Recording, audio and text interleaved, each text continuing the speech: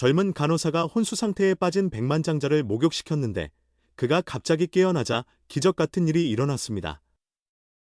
웨스트브리지 사립건강병원의 형광등은 애나 멀로가 깨끗한 하얀 복도를 걸을 때 부드럽게 윙윙거렸습니다. 그녀는 이곳에서 거의 2년 동안 간호사로 일했지만 오늘은 기분이 달랐습니다. 신경과 과장인 해리스 박사의 사무실로 예상치 못한 호출을 받은 순간 그녀의 가슴에는 이상한 기분이 자리 잡았습니다. 내가 뭘 잘못했나?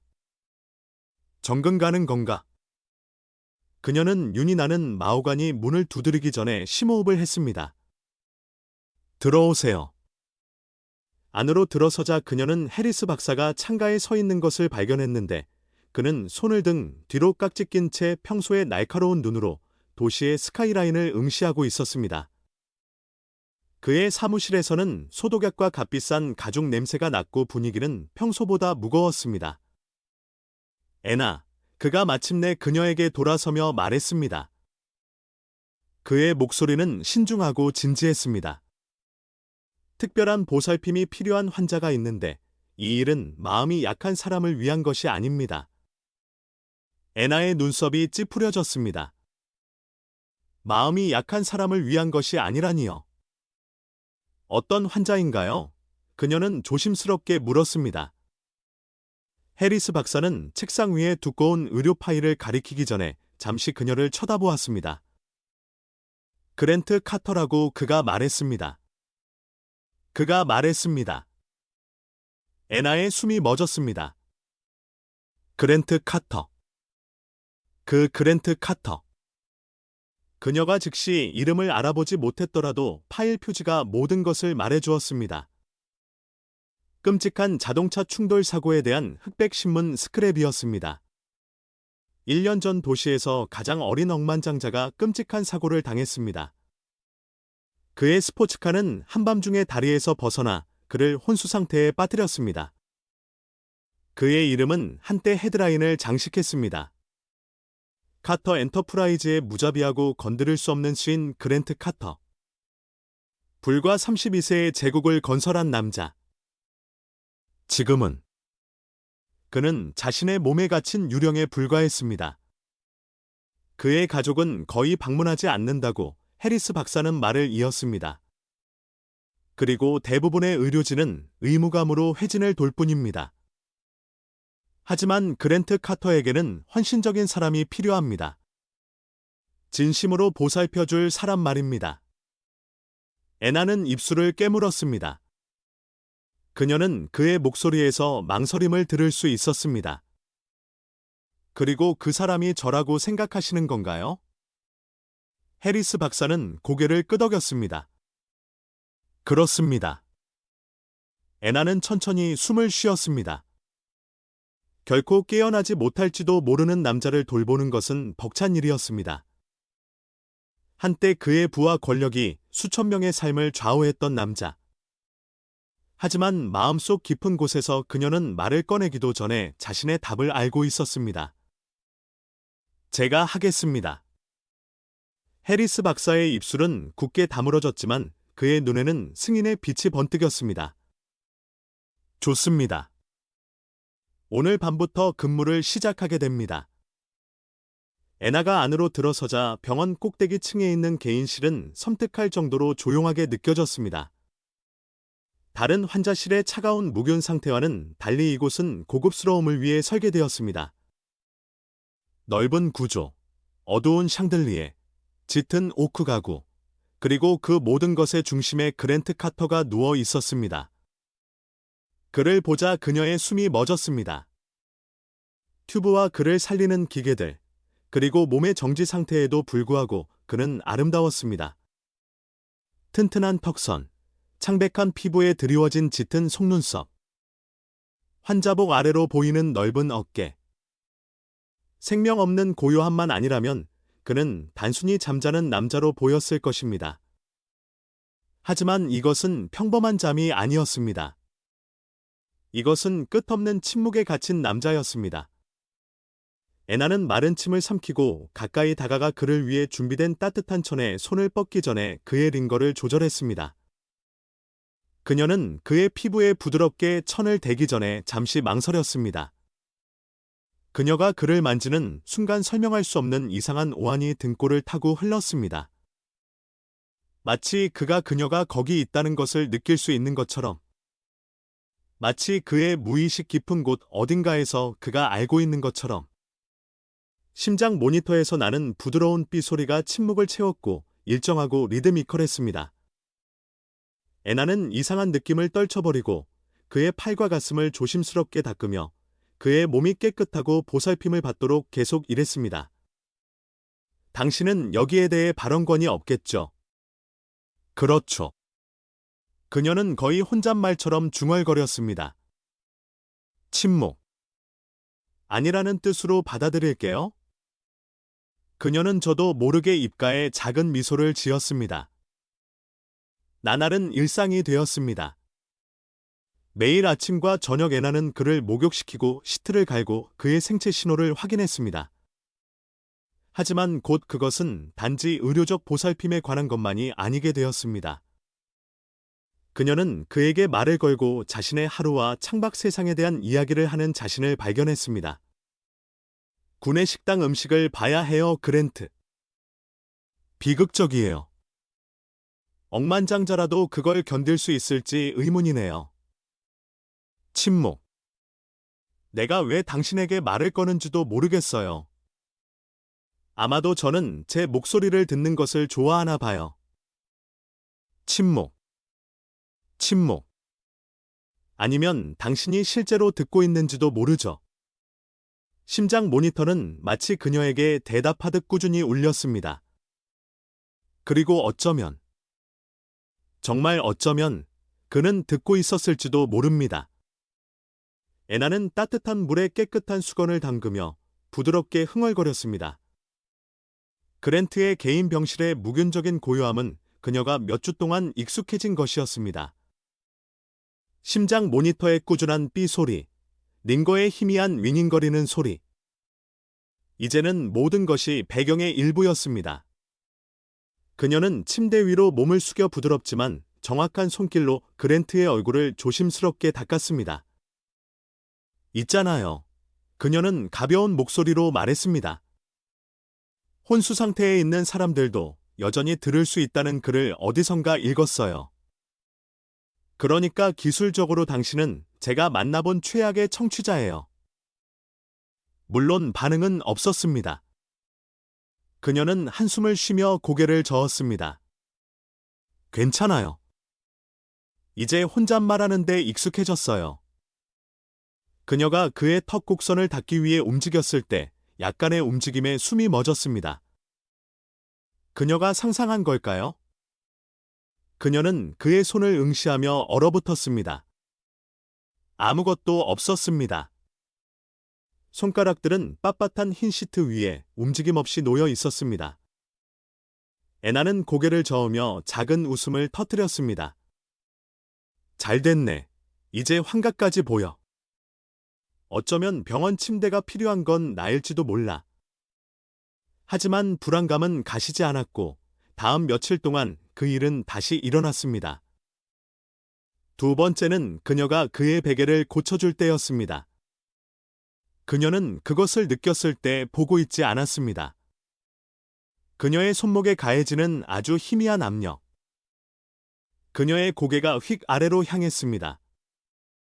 그랜트의 손이 움직였습니다. 아주 약간이었지만 그녀의 속을 뒤집어 놓기에는 충분했습니다. 그랜트. 그녀는 그의 이름을 불렀다는 사실조차 거의 깨닫지 못한 채 속삭였습니다. 침묵. 모니터에 똑같은 리드미컬한 삐 소리. 그녀는 그의 손 위에 자신의 손을 얹고 그의 온기, 고요함, 그리고 움직일 가능성을 느꼈습니다. 아무것도 없었습니다. 그녀가 상상하고 있는 걸까? 아니면 무언가 변하고 있는 걸까? 애나는 그 느낌을 떨쳐버릴 수 없어서 해리스 박사에게 보고했습니다.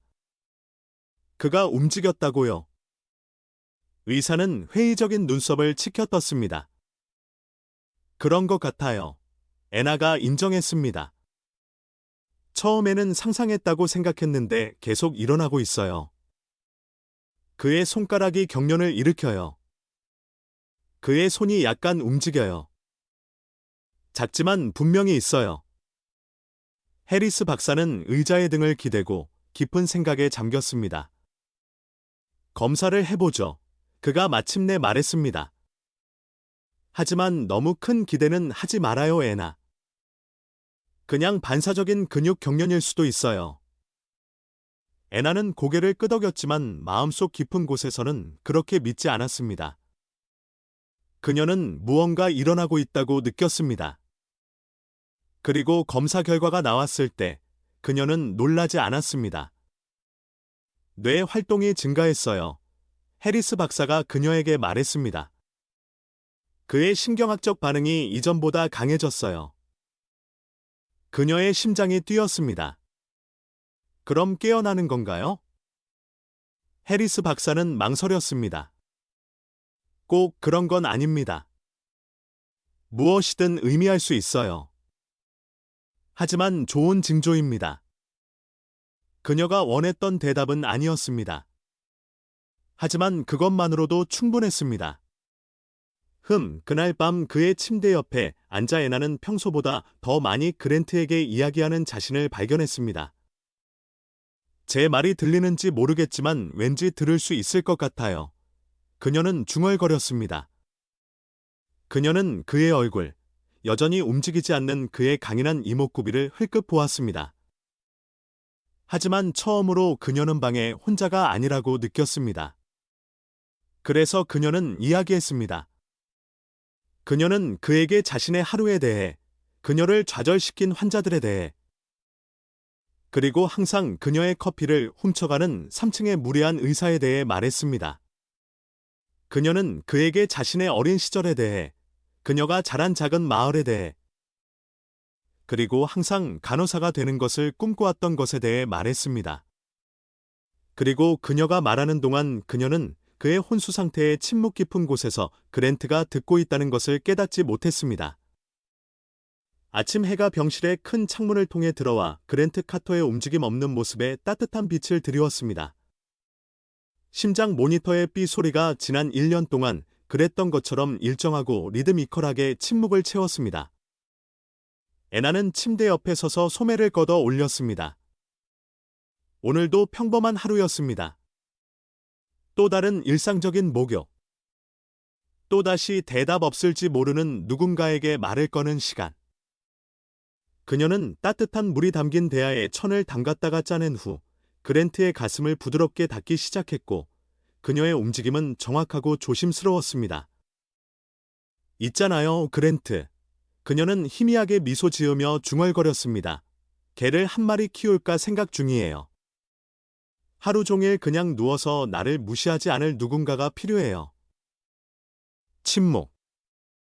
그녀는 한숨을 쉬었습니다.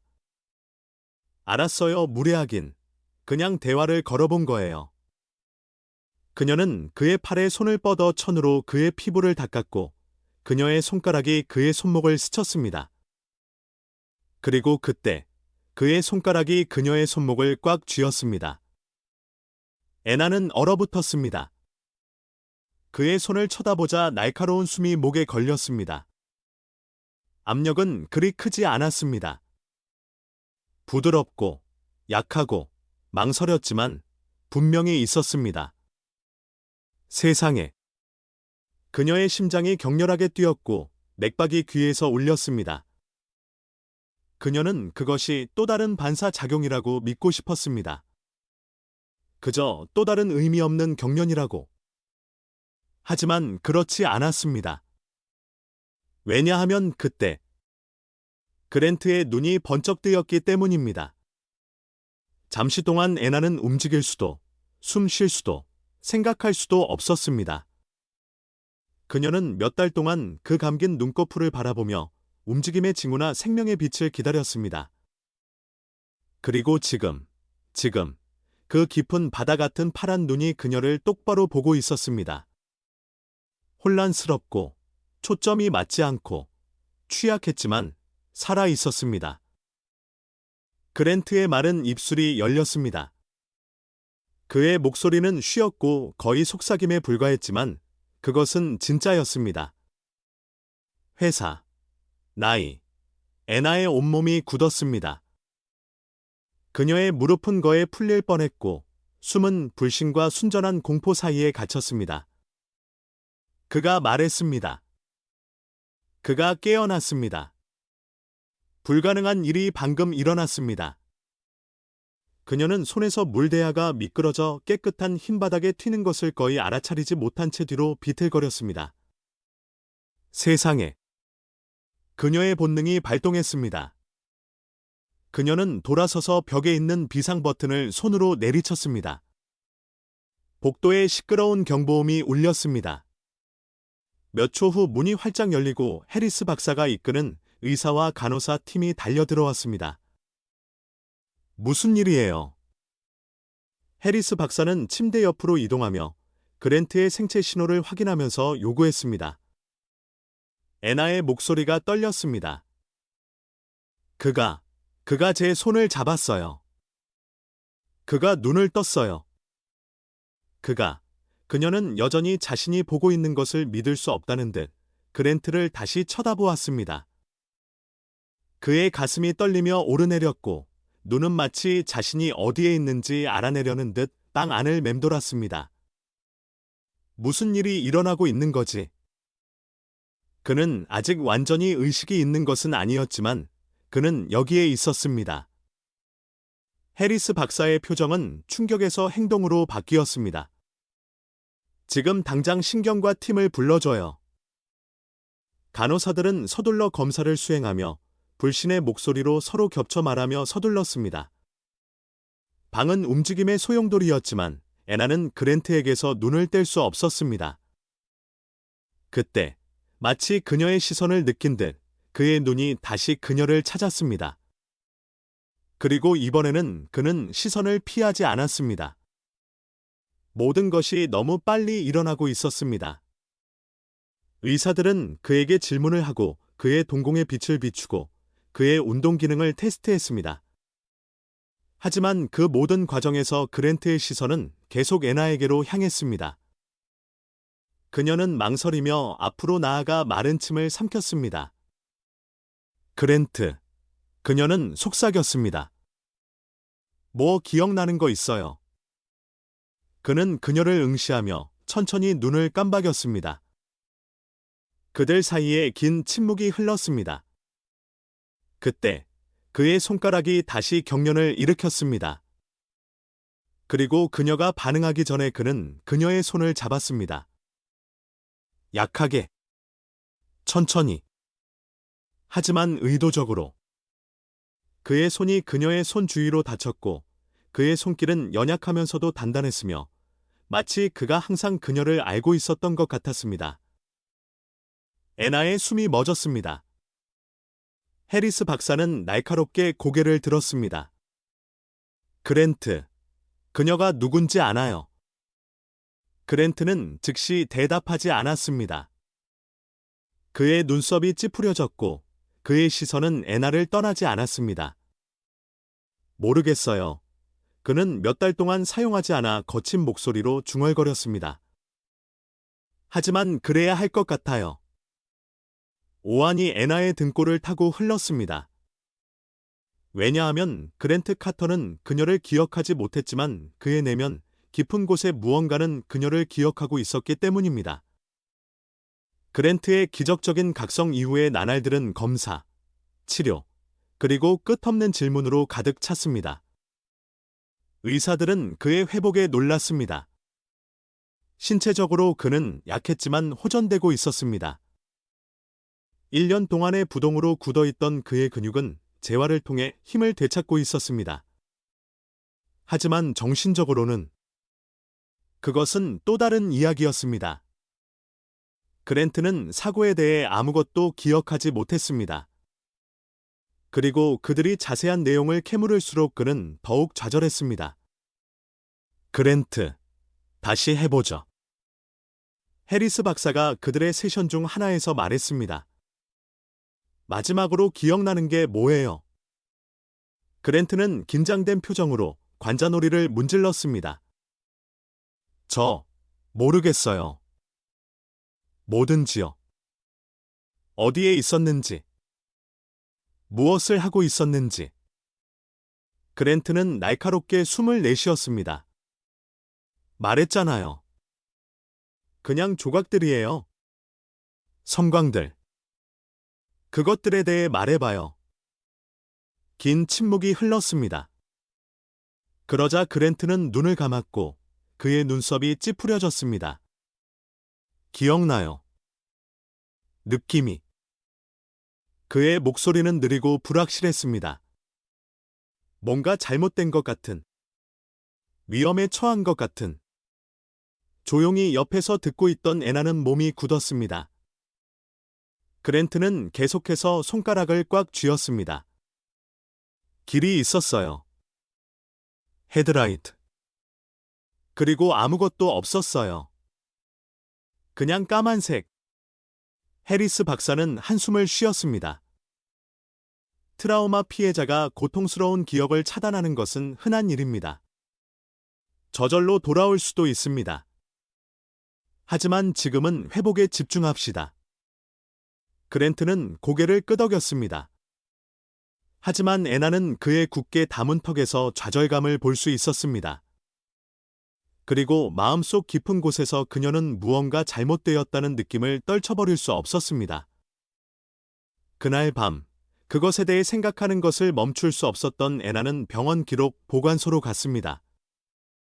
그녀는 전에 그랜트의 파일을 읽었지만 이번에는 새로운 눈으로 모든 세부 사항을 훑었습니다. 그리고 그때 그녀는 그것을 보았습니다. 그녀가 전에 놓쳤던 무언가. 사고 재구성팀의 보고서에는 그랜트의 브레이크가 고장났다고 명시되어 있었습니다. 고장. 달아 없어진 게 아니고, 오작동이 아니고, 조작된 것이었습니다. 오한이 그녀의 등골을 타고 흘렀습니다.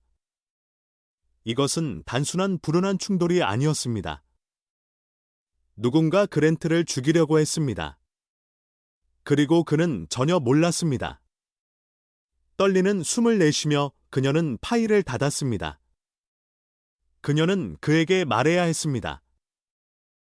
누군가 한번 그를 죽이려고 했다면 다시 시도할 수도 있었기 때문입니다.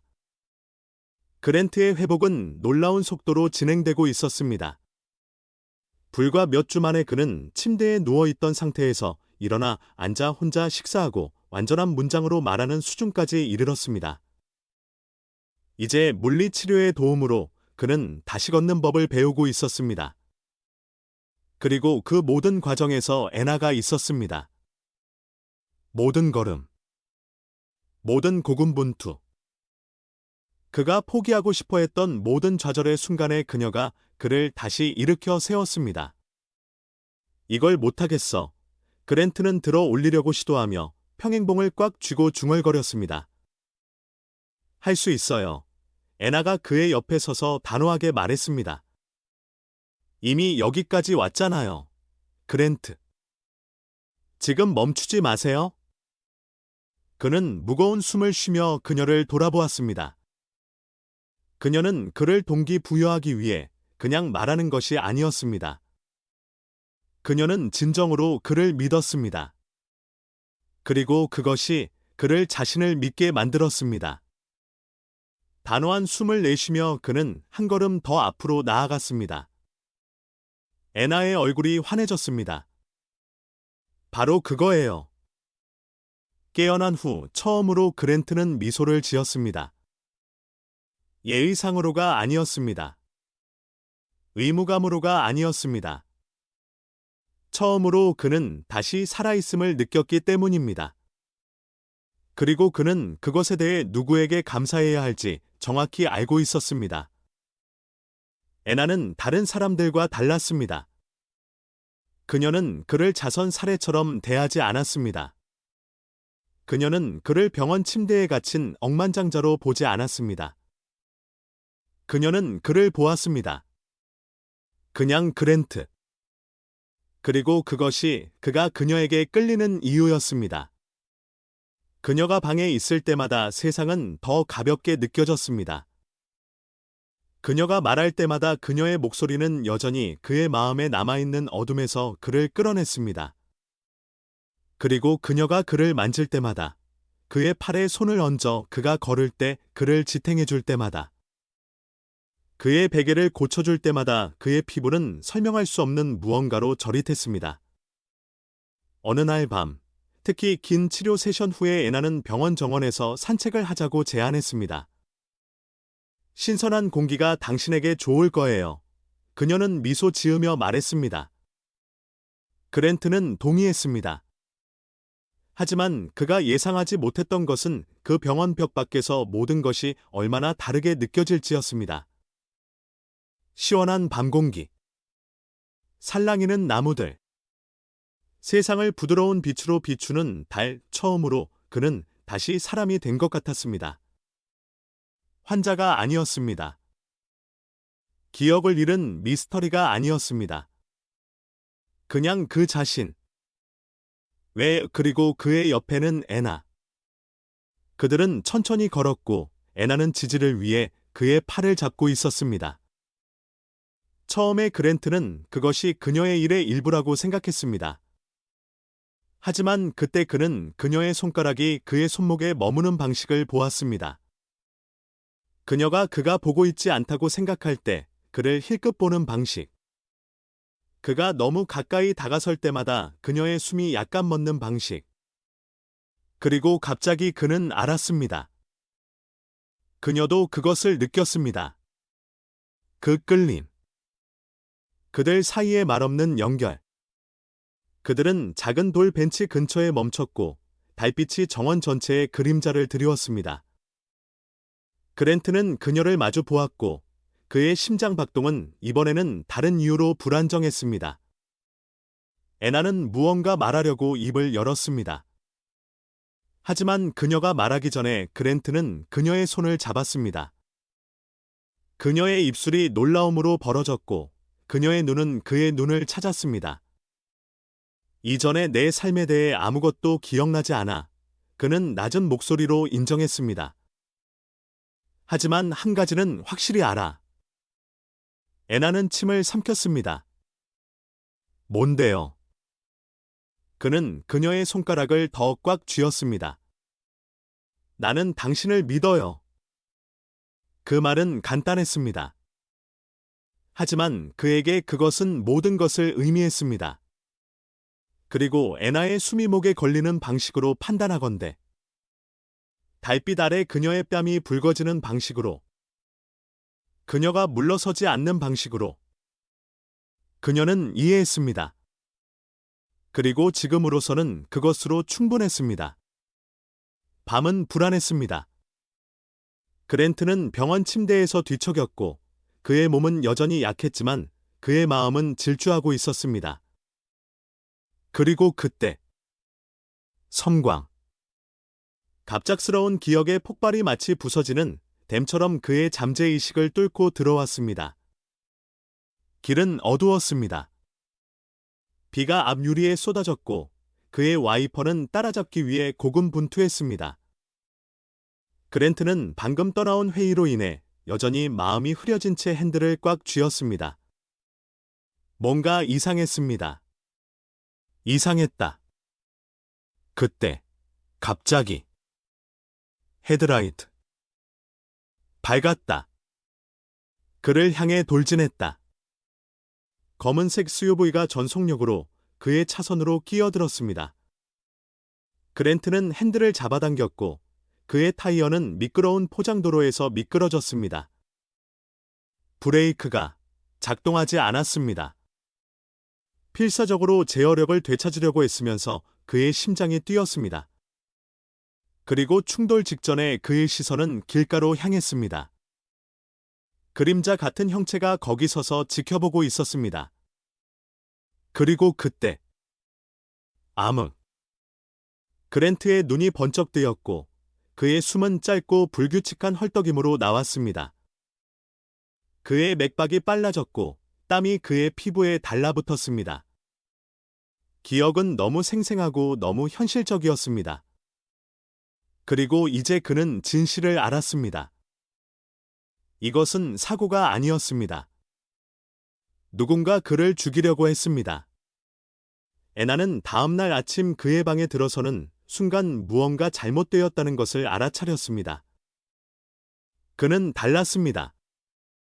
그의 평소의 미소는 사라졌고 그의 몸은 긴장되었으며 그의 손은 주먹으로 꽉 쥐어져 있었습니다. 그랜트, 그녀는 조심스럽게 물었습니다. 무슨 일이에요? 그의 날카로운 파란 눈이 새로운 강렬함으로 가득 차 그녀를 응시했습니다. 무언가 기억났어. 애나의 위장이 뚝 떨어졌습니다. 사고. 그는 뻣뻣하게 고개를 끄덕였습니다. 사고가 아니었어, 애나. 누군가 내 브레이크를 조작했어. 그리고 한 남자가 길가에 서서 내 차가 충돌하는 것을 지켜보고 있었어.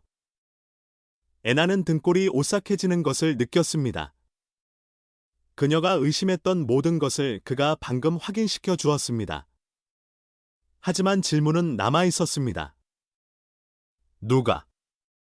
그리고 왜 애나와 그랜트는 다음 며칠 동안 그랜트의 파일, 회사 기록, 그리고 누군가 그가 사라지기를 원했다는 암시를 줄 수 있는 모든 것을 뒤지며 더 깊이 파고들었습니다. 그러다 마침내 그들은 그것을 찾았습니다. 사고 며칠 전에 송금된 거액의 자금 이체.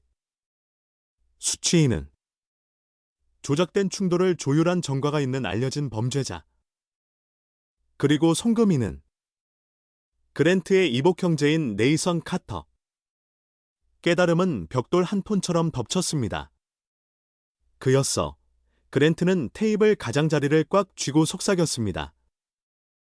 네이선은 항상 질투했고 항상 그랜트가 아버지가 남긴 유산을 물려받은 총애받는 아들이라고 느꼈고 자신은 그림자에 남겨졌다고 느꼈습니다. 그리고 이제 그는 그랜트를 완전히 지우려고 했습니다. 애나는 가슴이 뭉클해지는 것을 느꼈습니다. 그랜트, 그는 당신을 죽이려고 했어요. 그랜트의 턱이 굳어졌습니다. 그리고 이제 나는 그가 대가를 치르도록 할 거야. 그날 저녁 그랜트와 애나는 네이선과 직접 만나기로 약속했습니다. 카터 저택 안에 희미하게 불이 켜진 서재에서 네이선은 가죽 의자에 기대어 위스키 잔을 돌리며 그랜트와 애나가 들어서는 것을 지켜보았습니다. 자, 네이선은 비웃었습니다. 죽은 자가 걷는군. 그랜트의 눈은 분노로 불탔습니다. 왜 그랬어, 네이선? 네이선은 천천히 술을 한 모금 마셨습니다. 넌 이미 이유를 알잖아. 애나가 앞으로 나섰습니다. 넌 내 형제를 죽이려고 했어. 무엇을 위해서? 돈, 권력. 네이선의 비웃음이 사라졌습니다. 내 것이었어야 할 모든 것을 위해서 그는 뱉어냈습니다. 넌 항상 황금 아이였어. 상속자. 모든 것을 손에 쥔 사람. 그거 알아.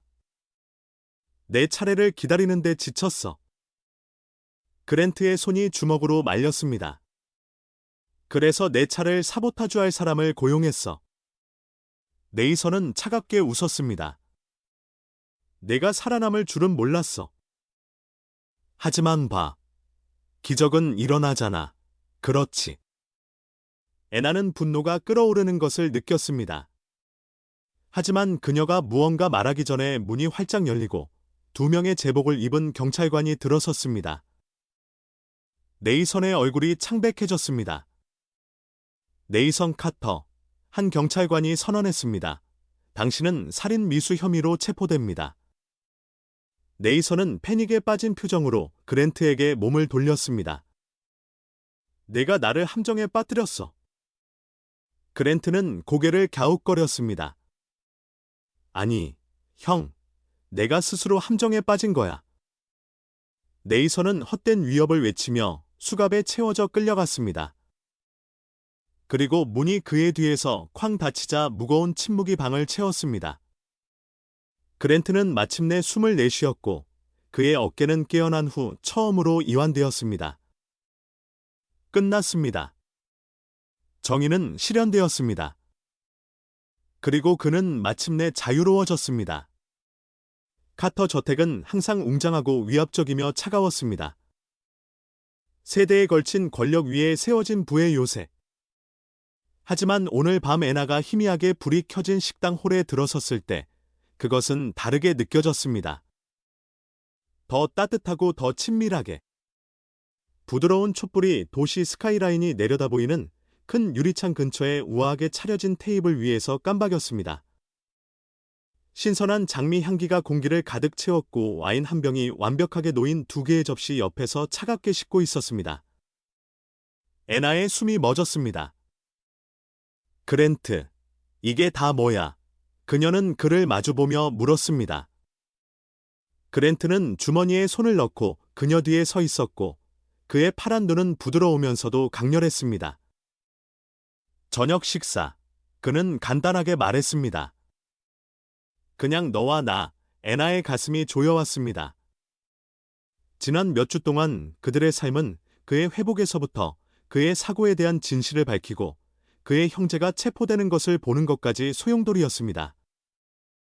하지만 이제 마침내 폭풍이 지나간 후에는 이 순간만이 남았습니다. 그리고 어쩐지 그것이 훨씬 더 무섭게 느껴졌습니다. 그들이 자리에 앉았을 때 애나는 그랜트가 그녀를 보는 방식을 무시할 수 없었습니다. 마치 그가 모든 세부 사항을 기억하고 있는 것처럼, 마치 그녀가 연약하면서도 귀중한 존재인 것처럼. 조용하네. 그녀는 그에게 작고 장난스러운 미소를 지으며 말했습니다. 너답지 않아. 그는 와인잔을 손가락 사이에서 돌리며 숨을 내쉬었습니다. 생각 좀 하고 있었어. 그건 더 위험한데. 그녀는 농담했습니다. 그는 웃지 않았습니다. 대신 그는 앞으로 몸을 기울였고 그의 시선은 그녀를 꿰뚫을 듯했습니다. 애나, 내가 그 혼수 상태에 있는 동안 얼마나 많은 사람들이 나를 떠났는지 알아.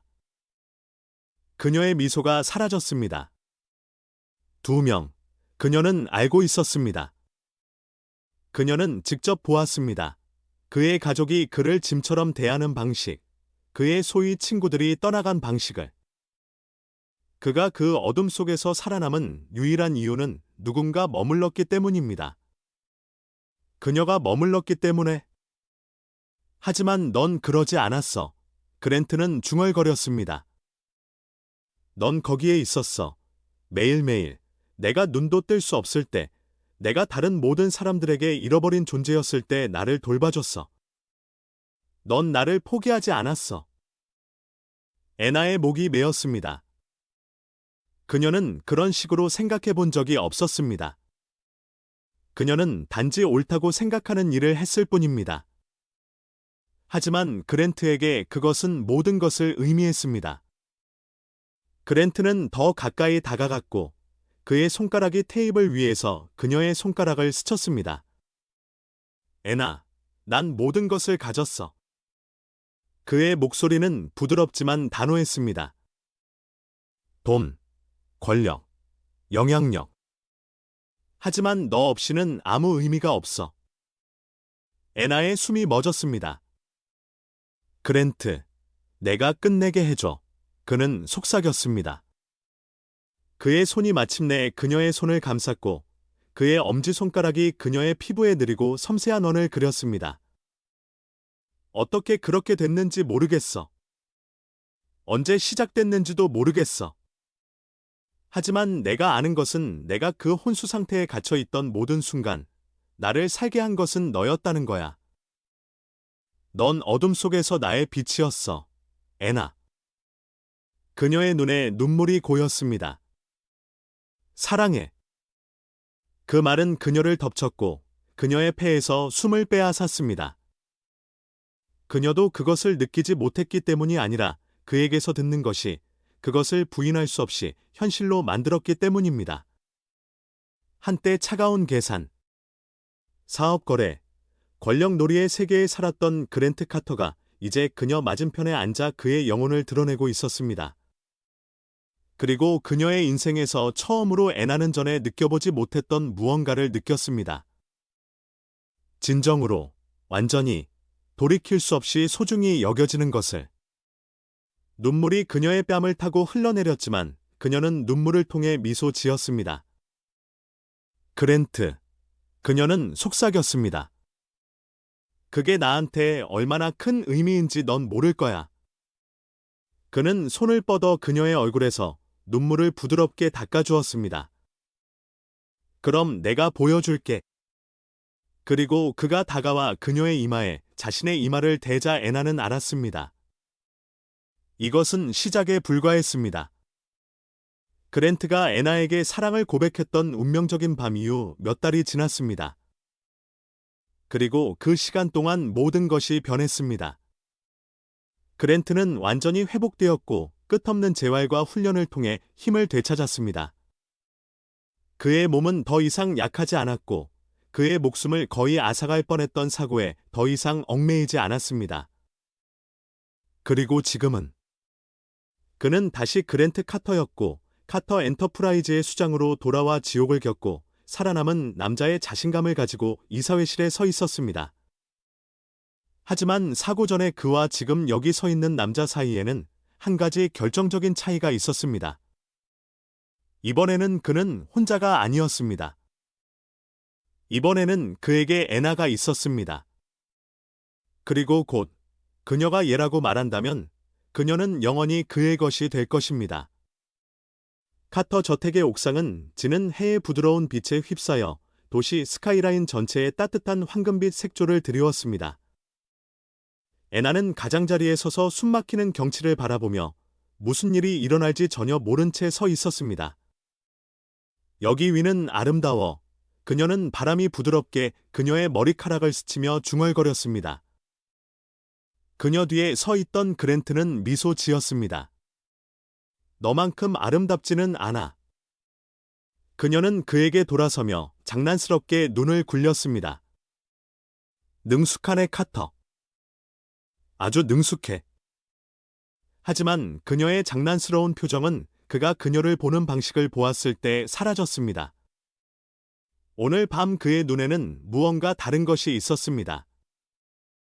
무언가 더 깊은 것, 더 확실한 것, 더 무한한 것. 그녀가 묻기 전에 그는 깊은 숨을 쉬었습니다. 그런 다음 천천히 그는 한쪽 무릎을 꿇었습니다. 애나의 숨이 목에 걸렸습니다.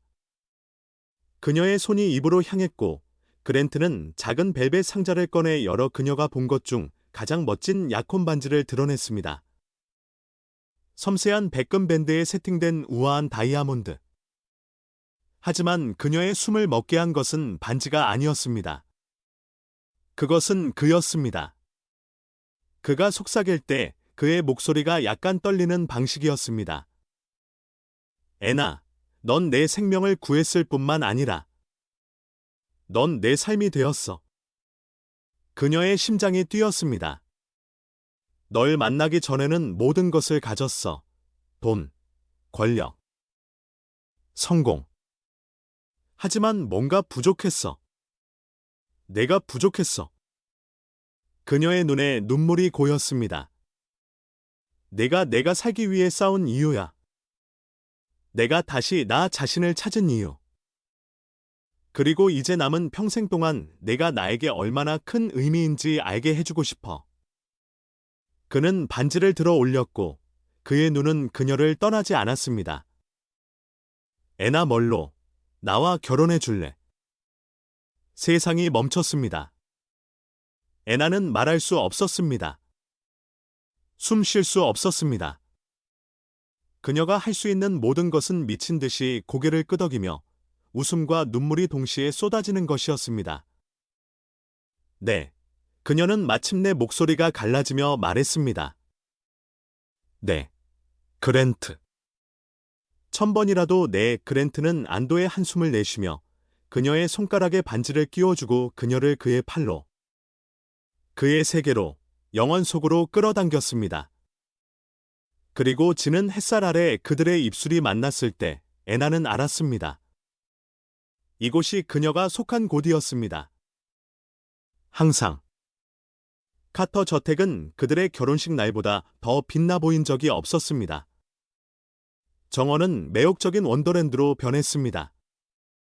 흰 장미가 길을 따라 늘어섰고 반짝이는 불빛이 우뚝 솟은 떡갈나무를 덮었으며 손님들이 경외감에 모이는 동안 부드러운 음악이 배경에서 연주되었습니다. 애나는 우아한 흰 드레스를 입고 웅장한 입구에 서 있었고 그녀의 심장은 뛰고 있었습니다. 준비됐어. 그녀의 들러리인 리사가 그녀 옆에서 속삭였습니다. 애나는 깊은 숨을 쉬었고 그녀의 손가락은 부케를 더 꽉 쥐었습니다. 그러자 그녀는 고개를 들었습니다. 그리고 그가 거기에 있었습니다. 그랜트는 클래식한 검은색 턱시도를 입고 재단에 서서 마치 그녀가 우주에서 유일한 사람인 것처럼 그녀를 바라보고 있었습니다.